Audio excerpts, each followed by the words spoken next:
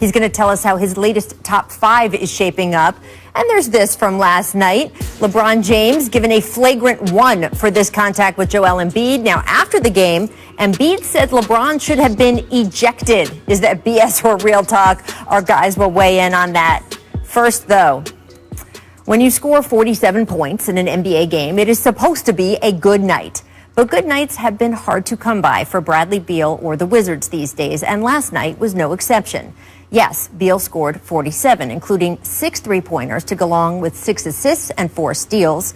But the Pelicans' Zion Williamson and Brandon Ingram each dropped 32 themselves to hand the Wizards yet another loss. Washington now has the worst record in the NBA, and there are a lot of reasons for that. The franchise has been more wrecked by COVID issues than any other team. Starting center Thomas Bryant suffering a devastating season-ending torn ACL, and trading John Wall for Russell Westbrook has not, at least so far, paid off. But the bottom line result is that Beal, the NBA's leading scorer right now, keeps turning in spectacular performances, and the Wizards have not been able to turn that into any momentum. Here is what Beal has done in the team's last 6 games, and look at the win-loss column next to each effort. Now you can zoom out to the past 2 years overall. Washington has lost all 10 of the last 10 games in which Beal has scored 40 or more. That's the worst such streak ever in the entire 75-year history of the NBA. So it's probably not a surprise that toward the end of last night's game, the cameras caught Beal looking pretty fed up. He would later say he was just upset about this particular loss. He added he wants to be more careful about his body language. But then his wife tweeted this, quote, "sick of it," fueling speculation all over again that Beal might indeed be exasperated enough by the whole situation to ask for a trade. So what is Brad really thinking? Here was the man himself after the game. We have to be better defensively, accepting those challenges, stop turning the ball over, getting our guys back healthy. So it's a lot for us to do in order for us to really turn this thing around. But our confidence is still high, like you said. We can't have the mindset of being 3-11. So come Friday, we got another tough. In a quick second, are you frustrated? Is the sky blue? My man. So Beal is frustrated, but as you can see there, still sounds pretty committed to trying to make this work. And I know our first guest today, Scott Brooks, just as frustrated by all those numbers I read off as Brad is, and also frustrated by the fact that forget any regular practices, Scott, you have barely been able to get your team in one place so far this season. So welcome in. We really appreciate you being with us today. And I just want to start there to give some perspective to why it has been so hard to win basketball games of late. You guys went through a stretch of 6 postponed games due to COVID. But even before or after that, you and I talked about a week ago, it's been hard to even know who's going to be on the roster day to day, right? I agree with you, Rachel. Thanks for having me. Yeah, and the sky is blue. We're all frustrated. And I know Brad. Brad is a winning basketball player. He's been as competitive as any guy I've ever coached or even played with. And he's frustrated like we all are. And all family members are, all of our families. We're invested in this. And it's been tough. These are things that we cannot control. And it all started basically with that Miami game. That morning, Russell Westbrook was going to be out with a quad injury. They told me, Brad, about an hour before the game that he's going to be out because of contract tracing. And then a minute into that game, Thomas Bryant hurts his knee and he's out all year. And then after that, it seems like every other day we had a player in the protocol, health and protocol with the COVID. And it's like 7 players there. And we didn't practice for like 9 days. Didn't even see our guys. I only saw them occasionally in the parking lot when we were doing our testing. Oh, wow. and then when we did practice for 3 days, we only had 8 guys. And then we start the trip on a three games in 4 nights. Brad has been leading us, and unfortunately, a lot of the things that happen to us we can't control. But we do have some, there's some light at the end of the tunnel. We should have maybe 3 to 4, maybe even 5 guys back next game. So that's good to hear. It was, we got into our trip last night, like 4 a.m., and I could not wait to get to the practice site. I get to see those 5 or 6 guys practice. So things are going to be looking up. But yeah, frustration, everybody is. We all are. Yeah, and look, I know you're as aware of the numbers as we are. I know you guys dive into those even more deeply. The effort that Brad is turning in, he's not just putting up these incredible performances. he's positive in plus minus, which is almost impossible given what else has been going on. I mean, it's crazy how efficient he has been, and yet it is not translating into winning. What conversations do you have with him along the way to keep him engaged in that situation? I just keep telling him, keep leading us. It's hard to lead a team that's, with all the things that's happened to us, but he has, and to his credit, he has led us, and he's, like I said, he's a winning basketball player. He impacts winning. We're not winning right now, and if we were, he would be in the MVP talk right now. But he's a guy that believes in what we're doing, and we just have to keep chugging along. And I think our guys are understanding that. Like I said, we're going to have some guys coming back. Things are going to be starting to look up for us, but Brad is a big part of what we do, and I couldn't ask for a better guy to coach. Yeah, I mean, he is the NBA's leading scorer right now. And as you note, he is so team-oriented. He is loyal. He doesn't pop off and cause a lot of problems for you that as a coach you have to come back and try to fix. And that's the kind of guy that, frankly, a lot of teams want. The NBA is a competitive business. Other teams are not just sitting there feeling bad for you guys, what you've been through the last couple of weeks. What is it like to coach in an environment where there are probably 25 other organizations out there that would love to have Bradley Beal on their team and are frankly hoping things in D.C. blow up to the point he requests a trade? Well, I tell the guys all the time, nobody feels sorry for us. Nobody.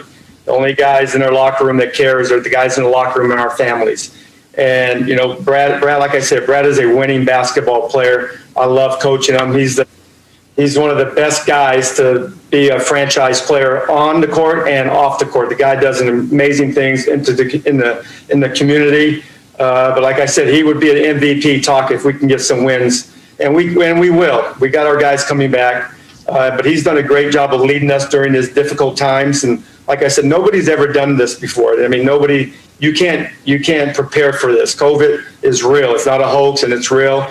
I'm just glad all of our guys are coming back healthy, and then we're ready. The next couple of games, I think we should have a nice little rhythm. We're going to have 15 games in February to make up some of these games that we've missed. But Brad is a winner, and I can't never say that enough. But I enjoy coaching him. He's like the perfect guy for a franchise to lead a franchise. Absolutely. Well, as you say, no one's ever been through this kind of situation before.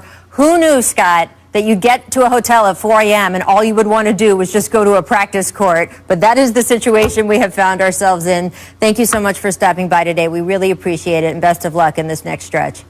I appreciate it. Thanks for having me. Thank you.